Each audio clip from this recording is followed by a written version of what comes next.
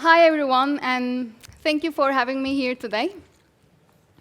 Index has a very special place in my life, actually. Over the past 8 years, I've met everyone I have worked with through the Index community. So I hope you have a lot of good connections today and this evening.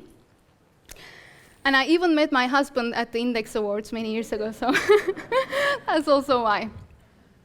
But more than anything, I feel like the interactions I've had in this community have contributed to the values I have. And it really contributed to how I decided to use my design skills in life and that I could actually aim for making a difference.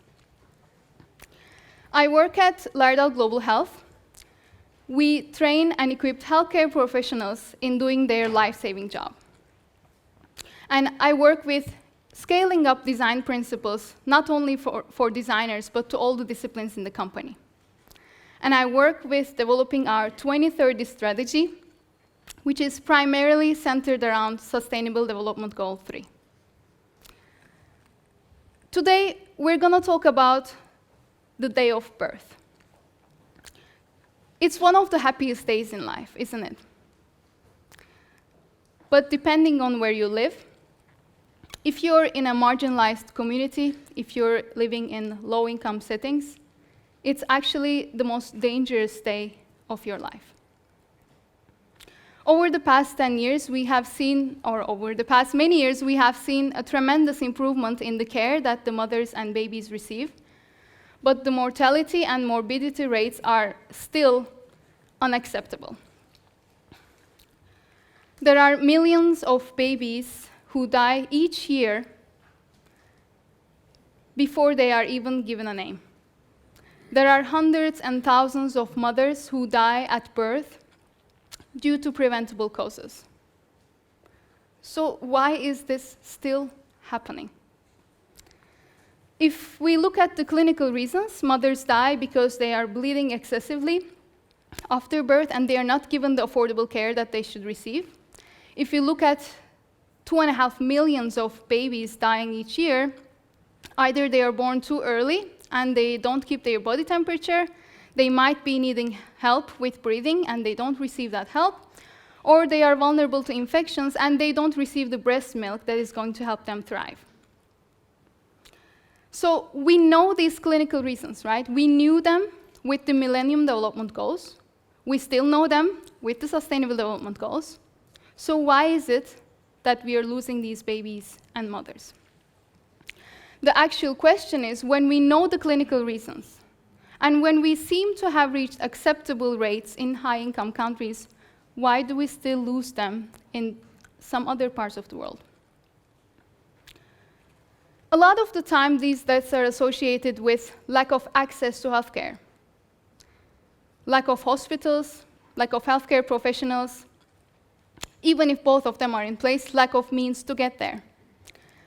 But earlier this year, there was a Lancet report which showed that more than half of the deaths are related to lack of quality of the care that they receive. So even though when the hospitals and healthcare workers are in place, the quality system around the healthcare they receive is not established. So helping save the lives of mothers and babies is about taking the knowledge that we already have, making it affordable and accessible to the ones in need, and ensuring a quality system around it. I'm going to talk to you about how we try to tackle these problems today.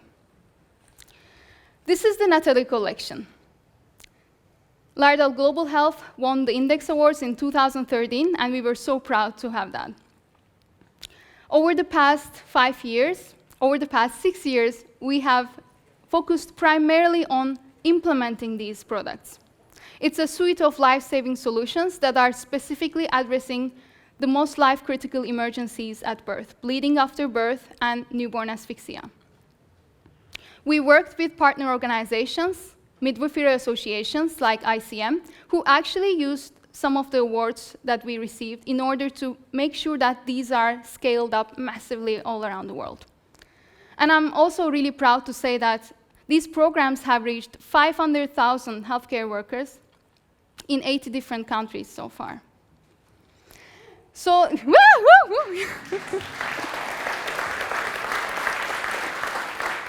But now we're going to talk about the impact, right? This is Taiba in Bangladesh. She was born without breathing, and her midwife, who was trained in the Helping Babies Breathe program, was able to rescue her. And we have seen that when these programs are implemented as designed, they actually can reach to 47% reduction in early newborn mortality. At the same time, in a lot of the places that these programs have reached, we don't have enough data on the impact. And let's also safely assume that this potential hasn't reached in those parts of the world. So what I'm going to share with you is the fact that design is only the very beginning of solving a problem. It takes a lot of effort to scale things up, a lot of effort to implement things, to make sure that the intended impact is achieved. And over the past years, we have seen that through research studies, we have seen what works and what doesn't work. And these learnings have defined now our 2030 strategy. So I'll share with you the 3 pointers, the 3 strategies, and where they are coming from through these learnings. The first one is that we have to link education to patient outcome. Traditionally, healthcare workers are taken away from their workspace to a 2-day program where they are bombarded with information. Information that who knows whether they will remember. Maybe it's not linked to their everyday problems at work.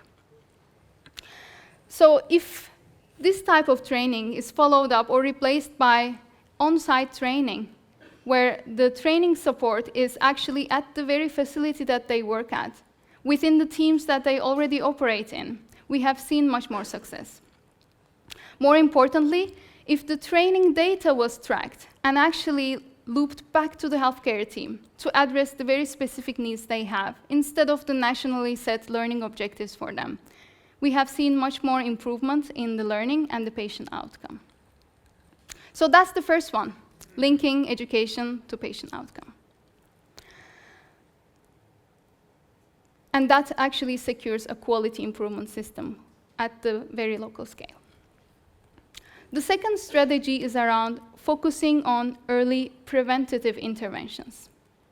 As we were implementing the programs, we continued to investigate what other learning objective we should address. We do this through workshops with experts, and we do this through field studies. And during these workshops and field studies, we are looking for crazy new challenges to work with, and it's very exciting. At the same time, what the experts and the healthcare professionals pointed to was the importance of keeping a normal birth normal and detecting if there is any abnormality as soon as possible before they become life-threatening emergencies. So our first response to this was to expand the Natalie Collection and design Mama Birthday, which is used for training in labor monitoring. And because products themselves are not the ones saving lives. It's the healthcare professionals in the front line of care. So we had to deliver it again through a program which is called Normal Birth, developed with our partners. So that's how we tackled it from the training side. We also tried to find, could we help the midwife at the really point of care when they are monitoring the labor at birth of the mother? And we designed Moyo, a device that is used for tracking the fetal heart rate in order to notify the midwife on abnormalities before they become emergencies. So those are the 2 examples of how we tackled acting early and preventing emergencies. Our third strategy is partnering. I have mentioned a lot of partners already to you, but I want to share with you the importance of working with end users throughout development. Working with experts, with midwifery teachers, midwives, obstetricians, any kind of user that is involved in your projects. From need finding throughout the iterative development until wide implementation, as a small Norwegian team, we wouldn't be able to do any of this alone. So those are the 3 strategies that is based on the learnings of the past 6 years of implementation. Linking education to patient outcome, early preventative interventions, and partnering for a wide reach. And it is not easy to achieve any of this. And I try to give you examples of how we do this within the context of day of birth. In the larger context of Laerdal, we work additionally with preventing deaths from sudden cardiac arrest, traumas like road traffic accidents, and medical errors from happening through simulation training. And today is about sustainability. So I want to also bring your attention to how we develop our company strategy around Sustainable Development Goal 3, which is also one of my focus areas these days. A lot of the companies, and we also, relate to all the Sustainable Development Goals. But we immensely benefit from defining what is the core Sustainable Development Goal that we will contribute to and putting it at the heart of our company strategy. And that is Sustainable Development Goal 3 for us. So let's take a closer look at Sustainable Development Goal 3. We're going to be a bit nerdy here. So there will be 80 million deaths in 2030, in the year of 2030, per year.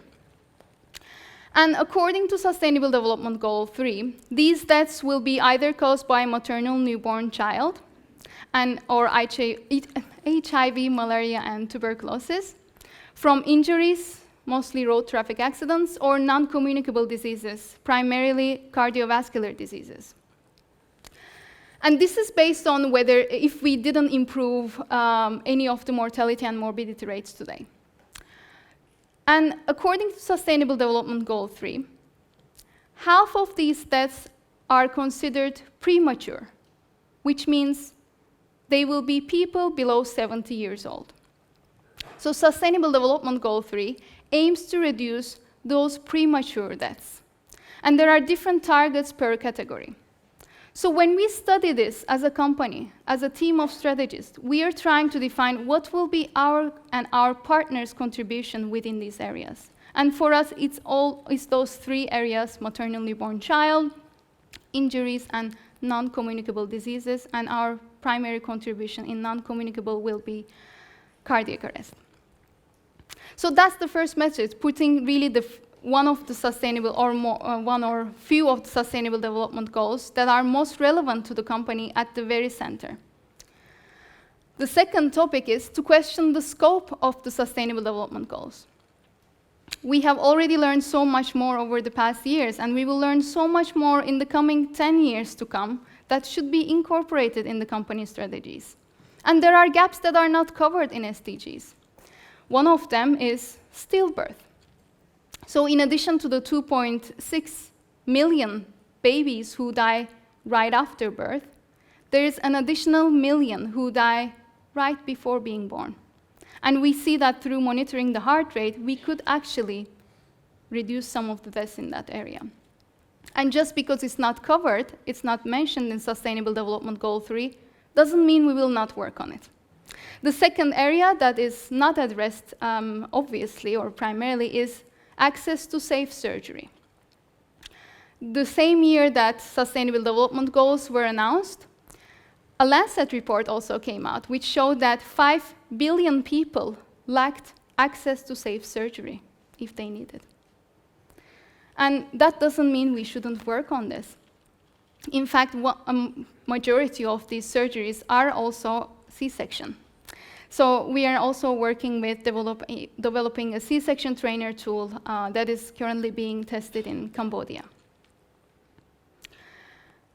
So with that, we try to identify what will be our companies' and our partners' contribution to these globally set targets.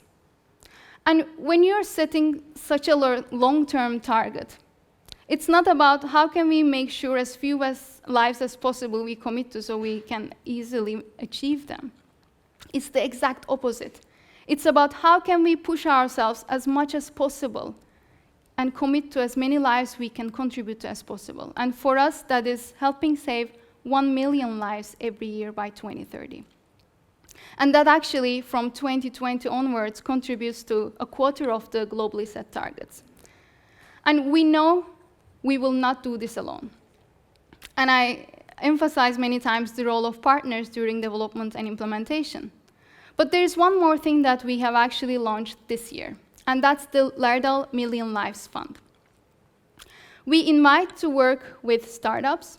It's an impact investment program that is addressing educational and medical startups. And we're really looking for scalable and globally applicable solutions out there. So I hope this interests some of you. I can see many people are taking pictures, so that's a good sign. It's currently a $100 million fund that is from Laerdal. But we would also like to invite other investors in the future, and Million Lives Fund team is here, so please come and talk with us. So let's come back to Taiba. Taiba was rescued 5 years ago, and today she's a young, thriving girl. And that's really what motivates us to work every single day on these topics. And it's not, again, it's not us saving these lives. It's the people in the front line of care.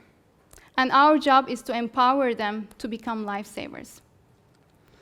And if you want to take away one thing from my talk, especially if you're coming from design, like myself, please understand that design is only the very beginning of solving these problems. There's a really big implementation gap out there that we need to tackle in order to deliver on the promises we have made to the world. There are so many fights, I know all of you are working in different areas, that we will take until 2030 and the years to come, and it will take our long-term commitment and our humbleness to achieve them. Thank you.